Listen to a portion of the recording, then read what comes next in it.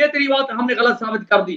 میری کتاب کا نام ہے تفسیر کبیر منہج الصادقین، تالیف ملا فتح اللہ کاشانی. ملا کاشانی کیا لکھتا ہے کہ جس بندے نے فمن تمتع مرتن، جس نے ایک مرتبہ متع کی، درجت ہو کا درجت الحسین، اس کا درجہ حسین کا درجہ ہے.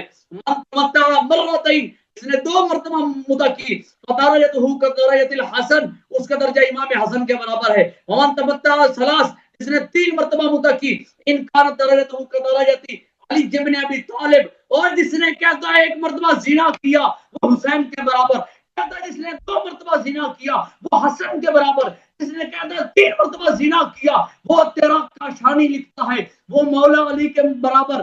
اور آگے بکواس کرتا ہے جس نے 4 مرتبہ زنا کیا وہ اللہ کے نبی کے برابر.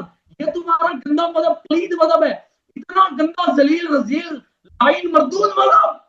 اس کے اندر یہ ہے کہ متع کرنے والا یعنی زنا کرنے والا امام حسین کے برابر ہے. یہ ہے اہل بیت کی محبت، یہ امام حسن حسین کی محبت، یہ ہے مولا علی کی محبت، یہ ہے پاک رسول اللہ کی محبت. ہم لعنت بھیجتے ہیں ایسے مذہب پر، ہم لعنت بھیجتے ہیں ایسی محبت پر. محبت یہ ہے کہ پوری کائنات ایک طرف ہو جائے. حضرت سیدنا پاک امام حسین کی ایسی شان ہے، امام حسین کے برابر کوئی نہیں ہو سکتا. ہاں ان کو اللہ تعالیٰ کے پاک محبوب نے بلند رتبہ دیا ہے، شیخین رضی اللہ تعالیٰ عنہما، ان کی شان برابر بڑا. لیکن یہ امام حسن کی بلند شان، امام حسین کی بلند شان، ہمارا یہ مذہب ہے.